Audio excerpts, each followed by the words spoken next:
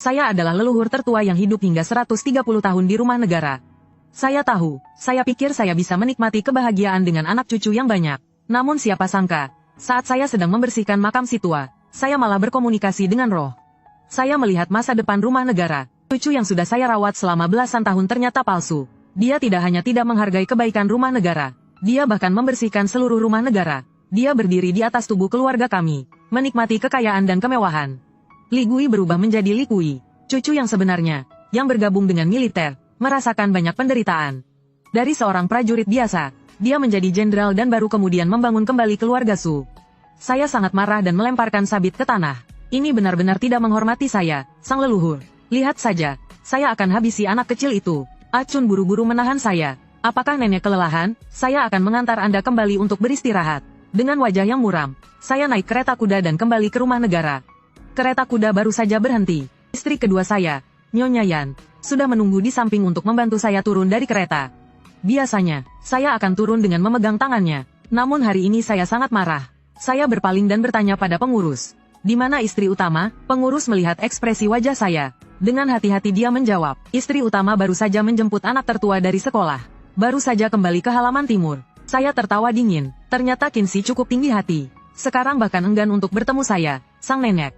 Katakan padanya, katakan saya. Sang nenek bilang, rumah negara, belum sampai di tangannya. Setelah berkata demikian, saya mengibaskan lengan saya, lalu kembali ke Souwan Tang. Sepanjang jalan, Nyonya Yan terus berbicara manis untuk mencoba membuat saya senang. Saya melihat menantu kedua saya, dia baik, bijaksana, bisa diandalkan, dan taat. Mengingat nasibnya yang akan dipisahkan dari keluarga, hati saya terasa cemas. Saya meraih tangannya, berbalik, saya memberi perintah pada Acun. Ambilkan perhiasan rubi saya, bawakan kepada istri kedua saya. Saya berpura-pura marah, orang tua pasti akan dibenci. Kalian semua sudah tidak menghargai saya, sang nenek. Nyonya Yan segera berkata tidak berani dan menerima perhiasannya. Sementara itu, Nyonya Qin sedang memegang cucu palsu saya baru saja masuk pintu. Melihat saya memberikan perhiasan kepada istri kedua, rasa iri membuat wajahnya terbelalak sesaat. Begitu melihat Nyonya Qin, saya tidak bisa menahan kemarahan saya. Wanita bodoh yang suka bikin masalah. Dengan sekuat tenaga melindungi serigala berbulu domba itu. Akhirnya tidak hanya kehilangan tentara kami, gelar yang kami perjuangkan selama setengah hidup. Dia hampir membawa kehancuran bagi keluarga Su saya. Saya melihat lagi cucu palsu saya, Su Zaolin. Saya hampir ingin segera menyuruh orang memukulinya sampai mati. Dalam ilusi tadi, saya melihat setelah identitas Su Zaolin terbongkar, Nyonya Qin menangis dan berteriak bahwa dia sudah membesarkan Su Zaolin selama 14 tahun.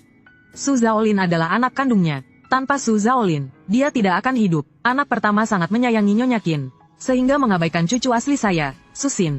Akhirnya saya hanya bisa membawa Susin ke Souwan Tang untuk saya besarkan sendiri. Karena sikap mereka, keluarga bangsawan tidak menerima Susin. Su Zaolin memang cukup tidak tahu malu. Setiap hari berjalan dengan identitas cucu tertua dari rumah negara. Setelah saya meninggal, Susin dipinggirkan di rumah. Akhirnya pergi meninggalkan rumah negara dan bergabung dengan militer. Sedangkan Su Zaolin bersekongkol dengan permaisuri Zhou, melahirkan seorang putra mahkota dan memberontak. Untuk menutupi identitasnya, dia membunuh semua orang yang tahu tentangnya di keluarga Su. Yang tersisa hanya beberapa anak kecil yang tidak mengingat apapun. Mereka langsung diusir dan dibiarkan di jalanan. Kemudian Susin membantu pangeran menyelesaikan pemberontakan. Dia diangkat menjadi jenderal keamanan. Barulah dia membangun kembali keluarga Su. Dia juga menemukan sepupu-sepupunya yang sudah terpinggirkan, yang hidup di jalanan sebagai pengemis kecil. Ketika dia mengeksekusi pemberontak, Su Zaolin masih berani menggunakan piagam keluarga Su untuk memohon pada kaisar baru agar mengampuninya. Sungguh tidak tahu malu, benar-benar membuat saya, sang nenek, tercengang. Kemarahanku semakin memuncak. Saya baru saja berdiri dan tidak bisa menahan pusing. Nyonya Yan segera membantuku mengatur pernapasan. Sedangkan Nyonya Qin berjalan terlatih-tatih mendekat. Menantu tidak tahu kesalahan apa yang telah dilakukan. Ibu begitu membenci menantunya. Menantu merasa sudah tidak punya muka lagi untuk hidup. Hanya bisa mengakhiri hidup untuk meminta maaf. Sudah cukup mendengarkan. Kata-kata ini berulang kali selama 10 tahun. Sudah cukup membosankan. Saya langsung mengucapkan kata-kata kasar kepada Nyonya Qin. Kalau begitu mati saja. Setelah itu saya tidak peduli lagi pada Nyonya Qin. Saya hanya mendengarkan penghiburan dari menantu kedua. Saya perlahan mengatur napas saya.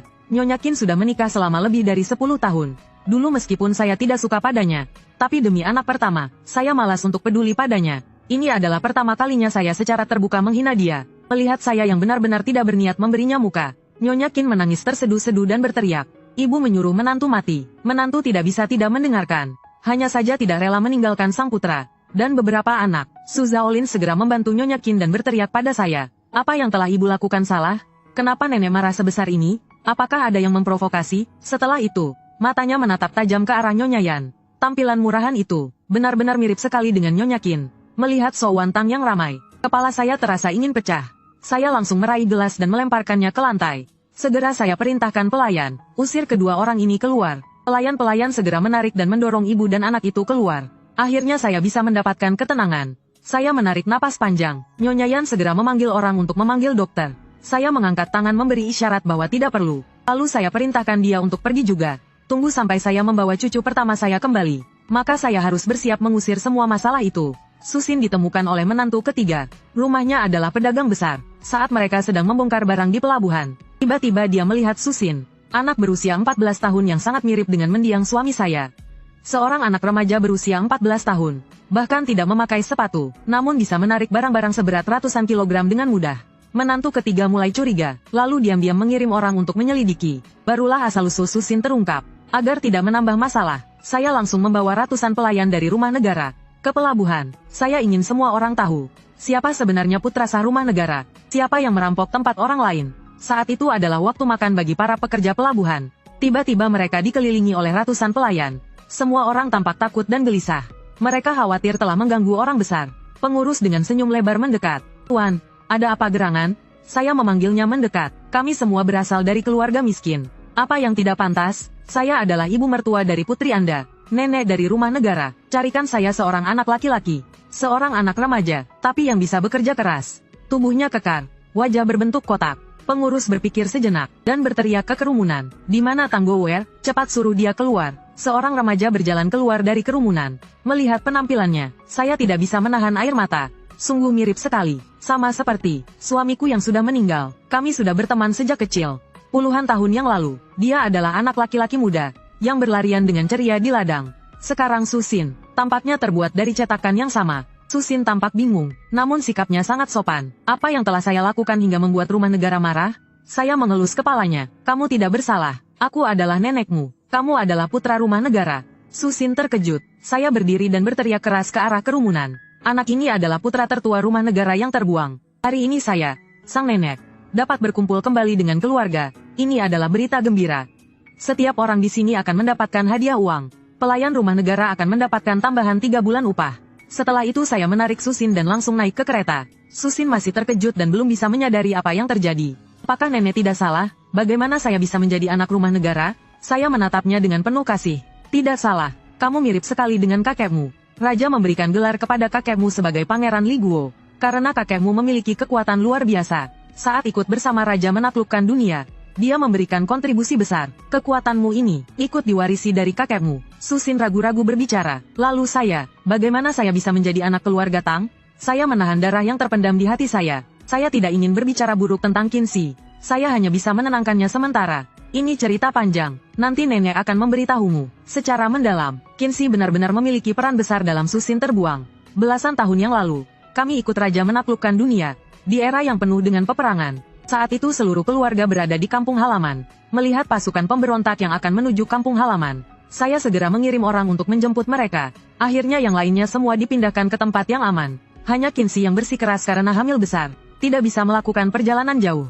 Jika perjalanan, 2 orang bisa kehilangan nyawa. Karena itu, pengawal terpaksa meninggalkan pasukan untuk melindunginya. Di tengah kekacauan, dia terpisah dari pengawal. Akhirnya di sebuah desa kecil, dia melahirkan Susin. Pakaian yang tidak biasa, membuat keluarga Tang yang membantunya melahirkan merasa tergoda. Karena itu, keluarga Tang melakukan tipu daya mengganti bayi. Keluarga Tang tidak begitu baik pada Susin. Akhirnya saya melaporkan mereka dan mengirim mereka ke penjara. Saat saya berbicara, kereta sudah memasuki Zucheng Street.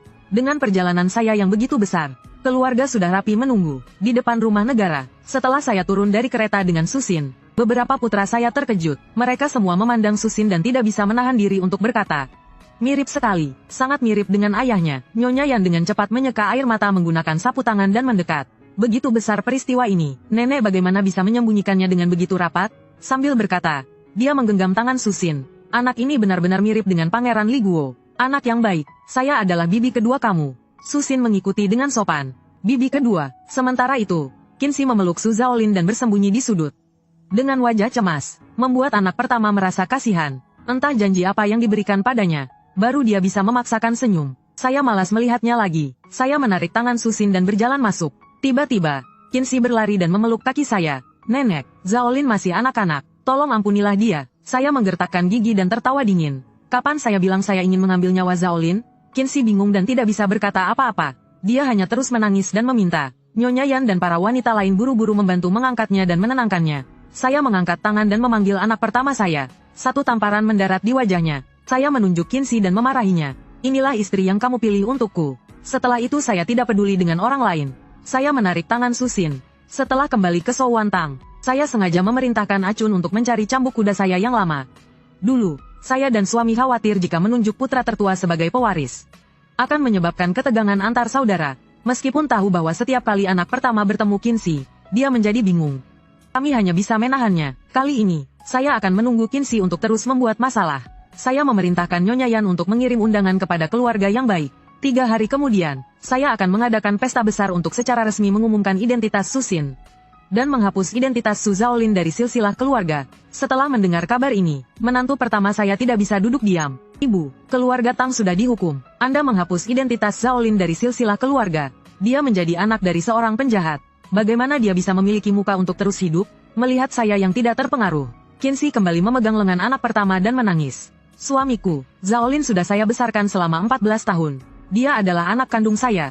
Jika sesuatu terjadi padanya, saya juga tidak bisa hidup lagi. Suamiku, anak pertama terdiam. Kemudian dia bersiap untuk memohon pada saya. Saya langsung memerintahkan dia untuk diam. Saya menunjuk Susin dan bertanya pada Qinzi. Setelah anak ini kembali, apakah kamu tidak bertanya, bagaimana dia hidup di rumah Tang? Apakah dia bukan anak kandungmu?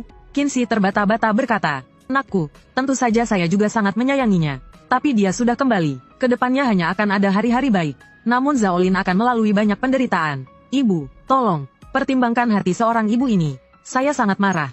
Tapi malah tidak bisa menahan tawa. Kamu begitu belas kasihan. Kenapa tidak pergi ke kuil? Jangan lagi sembah berhala. Sembahlah dirimu sendiri. Setelah berkata demikian, saya langsung memerintahkan. Anak pertama, tidak bisa mengelola istrinya dengan baik.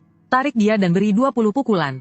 Para pelayan saling melihat. Tidak ada yang berani bergerak. Saya melirik mereka. Apakah perkataan nenek sudah tidak mempengaruhi lagi? Para pelayan saling pandang. Kemudian mereka maju dan memberi hormat, meminta maaf. Lalu mereka menarik anak pertama dan membawanya pergi. Melihat Qinzi yang ingin menangis lagi, saya langsung berkata, Qinzi, jika kamu berani berbicara lagi, saya akan menambah 10 pukulan lagi untuk anak pertama. Dengan istri seperti kamu, dan anak seperti ini, saya sudah tidak punya harapan lagi. Setelah itu, saya mengajak cucu-cucu saya untuk makan di Shouwantang. Anak-anak dari ketiga putra saya banyak. Meja makan penuh dengan mereka. Saya memandang sekumpulan anak-anak ini. Tidak bisa menahan air mata yang mengalir. Su Zhao Lin, bagaimana dia bisa tega? Meskipun sudah merawat seekor anjing selama belasan tahun, seharusnya ada ikatan perasaan. Saudara yang dibesarkan bersama, dia tega menghabisinya. Tangan kakaknya penuh dengan bekas luka. Sungguh jelek, tapi tangan kakak Zhao Lin lebih indah. Suara yang tidak tepat waktu terdengar. Barulah saya sadar itu adalah Bao Zhu, anak perempuan dari anak pertama.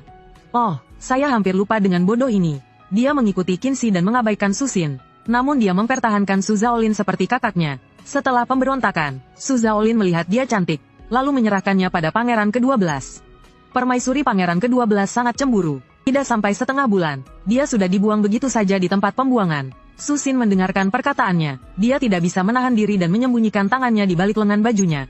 Saya segera menggenggam tangannya untuk menghiburnya. Ketika kakek dan nenek muda bekerja di ladang, bekas luka di tangan adalah hal yang biasa. Sin, meskipun masih muda, sudah bisa mandiri. Itu sudah luar biasa. Miao Yun dan Miao Yi dari rumah anak kedua dan ketiga segera memberikan makanan kepada Susin. Kakak besar sudah kembali. Sekarang dia tidak perlu menderita lagi. Ayah berkata, yang terpenting bagi seorang pria adalah memiliki tekad. Kakak besar bisa menghidupi dirinya sendiri. Itu adalah tekad. Susin melihat kedua sepupu perempuannya. Dengan ekspresi terharu, dia mencoba menutupi ketidaknyamanannya dengan minum bubur. Saya makan dengan tenang dan menyelesaikan hidangan. Setelah itu, saya memberi perintah kepada Nyonya Yan. Kirim Bao Zhu ke desa di pedesaan. Kemudian cari seorang wanita tua yang terhormat untuk mengajarkan tata krama. Saya tidak berharap dia menjadi wanita terhormat. Hanya saja dia harus bisa memahami prinsip-prinsip hidup. 3 hari kemudian, saya membawa seluruh keluarga ke kuil leluhur. Di hadapan semua orang, saya menambahkan nama Susin dalam silsilah keluarga, dan menghapus nama Su Zhao Lin dari silsilah keluarga. Anak pertama saya belum sembuh. Dengan tongkat, dia berdiri di barisan depan. Qinzi menangis terisak-isak. Sementara Su Zhao Lin melihat kami dengan kebencian yang tak bisa disembunyikan dalam tatapan kami. Saya tidak peduli dengan perasaan keluarga ini. Perayaan segera dimulai. Teman-teman dan keluarga mulai datang satu persatu. Nyonya Yan bersama menantu ketiga terlihat sangat lancar di antara para wanita. Semua wanita dari keluarga lainnya diurus dengan baik. Suasana sangat harmonis. Saat itu, Acun menarik lengan saya dengan lembut. Saya mengikuti arah gerakannya dan melihat. Saya hanya melihat Kinsi yang menyusut di sudut, sering menunduk dan menangis. Seakan dia sangat teraniaya. Para istri dari keluarga lainnya tidak begitu mengenalnya. Jadi mereka hanya berpura-pura tidak melihat. Saya tersenyum sinis. Kinsi biasanya sangat sombong. Tidak berhubungan dengan wanita keluarga lainnya. Seolah-olah semua orang adalah orang biasa. Sementara dia adalah dewi yang turun dari langit. Sekarang, dengan sikap seperti ini, apakah dia masih berharap ada yang mengabaikan masa lalu dan menghiburnya? Saya secara terbuka mengumumkan kepada teman-teman dan keluarga. Semoga almarhum suami memberkati. Putra tertua yang terbuang akhirnya ditemukan. Mulai sekarang, hanya ada satu putra di keluarga besar. Putra sah keluarga negara hanya akan menjadi Susin. Jika ada yang lagi mengaku menggunakan nama keluarga negara untuk menipu, jangan salahkan saya jika saya tidak sopan. Saya sengaja mempertegas kalimat terakhir ini. Itu ditujukan kepada Kinsi dan Su Zaolin. Setelah itu, saya memanggil Su Zaolin untuk maju. Sambil tersenyum, saya berkata, Zaolin, kamu telah hidup dengan mewah di rumah kami selama 10 tahun. Meskipun kesalahan ini bukan kamu yang lakukan, tapi kamu menikmati kehidupan yang seharusnya bukan milikmu. Sekarang Susin sudah kembali. Kalian harus kembali ke tempat kalian masing-masing. Jika kamu ingin mengganti nama menjadi Tang Zaolin, atau ingin disebut Qin Zaolin oleh Nyonya Besar, kamu tidak bisa lagi memakai nama Su. Kinsi sangat terkejut mendengar ini. Saya sudah mengantisipasi dia akan membuat masalah lagi di depan umum. Saya sudah memerintahkan orang kepercayaan. Sebelum dia sempat berbicara, Acun sudah membawa orang dan menutup mulutnya, sambil membantunya kembali ke halaman timur. Su Zaolin mendengar kata-kata ini. Akhirnya tidak bisa menahan diri dan berlari keluar. Anak pertama baru saja hendak berkata sesuatu. Saya menatapnya tajam. Anak pertama, apakah lukamu masih sakit? Anak pertama merunduk, menjadi seperti ayam yang ketakutan. Tapi tetap saja ia berjalan tergesa-gesa untuk menemui istrinya yang tercinta. Lalu memerintahkan pelayan untuk mengejar anak kesayangannya. Sungguh dia sangat sibuk, melihat Susin yang tampak murung. Saya menarik tangannya dan berbicara dengan lembut. Tidak apa-apa, nenek ada di sini. Tidak ada yang bisa merebut apapun darimu. Adapun masalah dengan ibu tiri itu, kita tidak peduli dengan mereka. Setelah beberapa gelas anggur, di tengah suasana yang sangat harmonis, tiba-tiba ada perintah dari istana. Ibu dari pangeran ke-12, Permaisuri Zhou, ingin menemui saya. Keesokan harinya, saya mengenakan pakaian terbaik dan naik kereta menuju istana. Namun, saya tidak pergi untuk menemui Permaisuri Zhou itu, melainkan langsung untuk menemui sang raja. Menggulingkan pewaris adalah urusan besar. Saya ingin menggulingkan anak pertama, tapi saya harus berbicara dulu dengan sang raja. Seorang kasim memandu saya melalui banyak belokan, membawa saya ke istana Kingxi. Sang raja sedang memberi makan ikan. Melihat saya, ia tersenyum. Chunhua, kamu datang. Saya segera membungkuk. Sang raja masih dalam keadaan sehat. Penampilannya tidak berkurang dari dulu. Bangkitlah. Sang raja tetap tidak mengangkat kepala, melemparkan makanan ikan ke dalam akuarium, lalu bertanya kepada saya, Permaisuri memanggilmu. Kenapa kamu tidak pergi? Kamu malah datang untuk menemui saya. Apakah ada sesuatu? Almarhum suami pernah berkata, sang raja menyukai orang yang jujur. Kita harus berbicara terus terang dengannya. Saya berpikir sejenak. Saya memutuskan untuk mendengarkan almarhum suami saya. Katakan langsung saja, saya ingin memohon anugerah dari sang raja tentang gelar keluarga Li Guo. Saya ingin memberikannya kepada anak kedua di keluarga kami. Bagaimana bisa tiba-tiba meninggalkan anak pertama? Saya segera berlutut. Sebagai menantu tertua, saya tidak dapat menjalankan tugas sebagai istri keluarga. Anak pertama dibatasi oleh wanita bodoh. Saya khawatir kehancuran keluarga Li Guo akan terjadi pada generasi mendatang. Setelah berpikir sejenak, saya menambahkan, sebelum kematiannya, suami saya berjanji bahwa saya akan menjaga harta keluarga. Saya benar-benar tidak bisa menyerahkannya kepada anak yang membuang-buang harta. Di dalam hati, saya berharap, dengan menyebut almarhum suami, sang raja akan mempertimbangkan masa lalu dan segera menyetujui permohonan saya. Sang raja meletakkan kotak makanan ikan kecil. Merenung sejenak, saya ingat, saat itu saya lalai, dikelilingi oleh 100.000 tentara musuh. Namun, Pangeran Li Guo membawa 20.000 pasukan dan melawan pasukan musuh.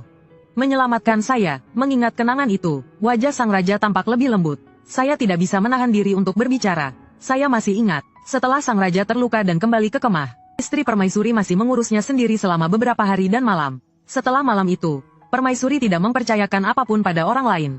Menyebut Permaisuri, wajah sang raja terlihat sedih. Iya, Permaisuri selalu memprioritaskan saya. Setelah dia pergi, di istana ini, saya tidak bisa lagi menemukan seseorang yang memahami saya. Saya segera membungkuk lagi. Permaisuri yang baik seperti itu memang sangat langka dalam sejarah.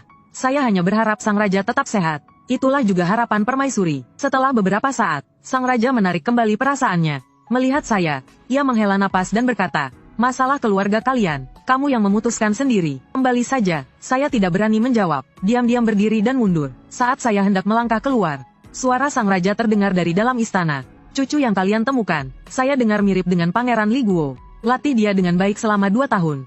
Kirimkan dia ke bawah Pangeran Taizi. Saya dan Pangeran Li Guo memiliki cerita indah sebagai penguasa dan bawahannya. Mungkin generasi berikutnya bisa melanjutkan. Saya berbalik dan memberi 3 penghormatan yang dalam. Sebagai ucapan terima kasih atas kebaikan sang raja. Di kereta keluar istana, Acun melihat bekas merah di dahi saya. Dia buru-buru mencari salep sambil bertanya-tanya apa yang terjadi. Saya tidak menjawab, hanya merasa lega dalam hati. Sekarang akhirnya bisa mengusir kelompok pengacau ini dengan sah. Kereta baru saja sampai di Pangeran Li Guo. Saya melihat suasana yang penuh kegembiraan. Di depan pintu, ada kembang api yang baru saja dibakar. Seorang pelayan datang melaporkan berita gembira. Nyonya tua, baru saja permaisuri telah memberikan perintah. Putri Baozu dari keluarga kita, telah ditunjuk sebagai istri sah pangeran ke-12. Saya membuka tirai. Saya melihat Qinzi memegang Su Zaolin. Dengan wajah bangga mereka berdiri di barisan depan. Sementara Baozu yang seharusnya jauh di desa, juga terlihat mewah. Dengan wajah penuh kebanggaan berdiri di samping. Qinzi datang dan mencoba untuk membantu saya turun. Saya menepis tangannya dengan kasar. Saya tetap turun dengan tangan Nyonya Yan. Qinzi menoleh melihat anak pertama. Anak pertama baru saja maju dan belum berbicara. Saya segera mengambil cambuk dan dengan keras memukul wajahnya. Perubahan mendadak itu mengejutkan semua orang. Qinzi terkejut dan segera menolong anak pertama, Su Zaolin, dengan mata yang memerah. Tiba-tiba menarik pedang pengawal dan mengarahkannya kepada saya. Nenek tua,